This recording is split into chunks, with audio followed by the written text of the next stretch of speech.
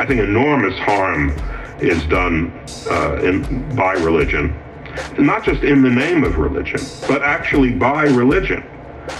And I think how is it? Tell me the harm that is done by religion as opposed to the harm that's done in the name of it. Well, I think people who crash airplanes into office buildings in order to destroy them must really believe in paradise, and that this is something that their God wants them to do, and that they'll be rewarded in paradise. And if they don't believe that, then it's a very foolish career move. Yes. But the idea that God has, whether it's Allah or Jehovah or whatever, has dictated certain ways of behaving, certain ways of worshiping, and that it's incumbent on you to force others to behave that way and to worship in that way. God, think of all the harm that's been done throughout all the ages by people who believe that, and believed it very sincerely. One could just go on and on and on about the number of very sincerely religious people who were led by their religion to do the most awful.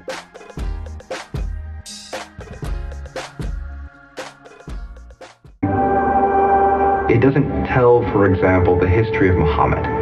It doesn't even tell the history of the world. There is reference to the beginning of the world, to God's creation, but you won't find it in the beginning of the Quran. You'll find it somewhere in the middle. Little is known of Muhammad's early life, and the accounts that do exist were written over 100 years after his death. La religión que basa sus creencias en el Corán no le interesa saber si su libro fue revelado por Alá o es un producto de la imaginación de algún ser humano. Según dice la leyenda, Mahoma fue la persona que entre los años 610 al 632 recibió por medio del ángel Gabriel la revelación por parte de Alá. No hay ningún registro histórico sobre la vida de Mahoma, y las únicas biografías hechas de su persona son de muy poca credibilidad. Supuestamente Mahoma es el fundador de la segunda religión más grande del planeta, pero la fuente de literatura biográfica musulmana empezó a circular entre los años 750 al 800 de la era común, algunas 4 o 5 generaciones después de su muerte. Las únicas fuentes existentes sobre tal personaje son el Hadiz, el cual fue escrito 200 años después de su muerte y está basada en una recopilación de tradiciones orales. También existe otra fuente tradicionalmente oral llamada Sunna, que fue escrita en el siglo VIII. La primera biografía completa sobre Mahoma apareció 120 años después de su muerte. Su biógrafo se llamaba Mahoma Ishaq. Desafortunadamente, el original fue perdido en la historia. Dicha obra existe solamente en una revisión corta de otro autor llamado Hisham, que murió en el 834. Es decir, 60 años después de la muerte de Ishaq. Hisham explica que en su versión, él omite también, junto con Ishaq, cosas que son desagradables para discutir, tan importantes que lastimarían a cierta gente. Y en esos reportes Al-Bakai me dijo que no los aceptaría como verdaderos. Algunas de esas cosas desagradables podrían haber inducido al autor Malik a llamar a Ishaq el anticristo. Las actuales biografías externas han sido debatidas a través de los años. Una biografía externa del Islam y el Corán fue hecha por el obispo Sebeos, que participó en el primer concilio de Bin, Armenia, en el 645 de nuestra era común, y su trabajo fue impreso por primera vez en 1850, más de 200 años después de la muerte de Mahoma. Las contradicciones existentes en el Corán han debilitado la credibilidad de tal revelación divina, y por lo tanto las pocas referencias hacia Mahoma son de muy escasa credibilidad. Cualquier persona sin inclinaciones religiosas que se sumerja en la historia del Corán o de su fundador se dará cuenta que de divino no tiene nada, sino que fue una conspiración del ser humano. Por otro lado, el Apocalipsis mencionado en esta religión forma parte de la imaginación de sus primeros seguidores.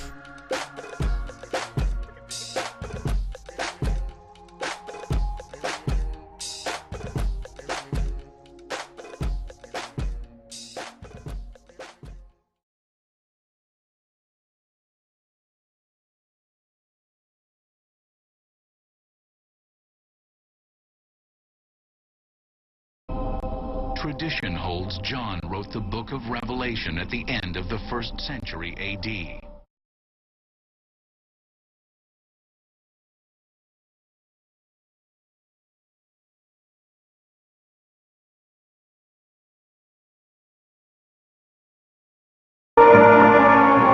The identity of this John is a mystery.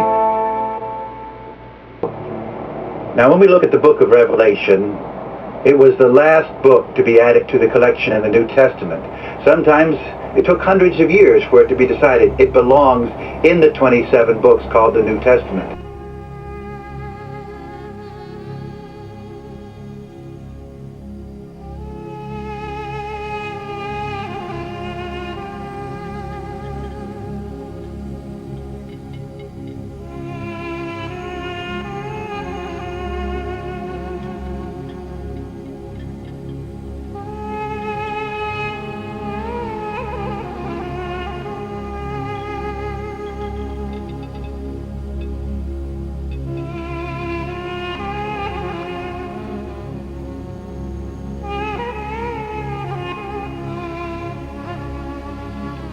Inclusive hay 3 manuscritos antiguos que difieren del nombre titular sobre el Apocalipsis. Estos son el Codex Efrem, solo dice la revelación de Juan. El Codex Coeslinianos solo dice Juan el Divino.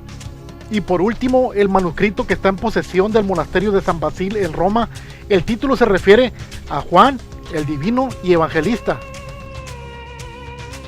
The book is ascribed to a man known only as John. The name was common in those days, and scholars have suspected him to be either the Apostle John or even John the Baptist. But the evidence is flimsy, and the issue remains unresolved.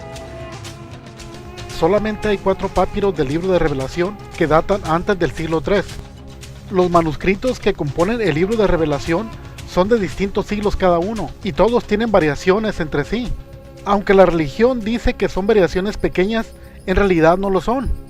Ejemplos en las variantes entre los manuscritos con un solo papiro, comparado con las demás evidencias, conlleva a cientos de variantes, y cuando comparamos papiros, minúsculas y códices entre ellos, las variaciones llegan a miles. Las principales evidencias para crear el libro de Revelación son el papiro 47 del siglo III, y el papiro 115 del siglo IV, el Códex Sinaítico y el Códex Alejandrino del siglo IV, y por último el Códex Besae del siglo V. Aún siendo del mismo grupo textual, el papiro 115 manifiesta muy buen porcentaje de variantes entre las demás evidencias. En este caso tenemos que el papiro 47 concuerda con el P115 solo 40%, y con los códex en un máximo de 68%.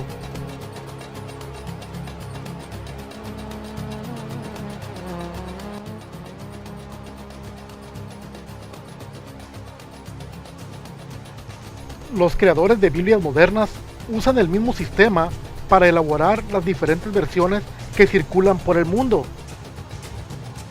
El libro de Revelación es solo un libro de varias fuentes no originales, a lo cual los religiosos le dan el nombre de literatura inspirada por Dios. El libro de Revelación es solo el producto de la manipulación de textos diferentes que billones de humanos idolatran como si hubiese sido escrita en el primer siglo y contáramos con su original. Al igual que todos los libros de la Biblia, el libro de Revelación ha hecho que billones de personas crean en seres imaginarios como dragones, unicornios y hasta en Jesucristo.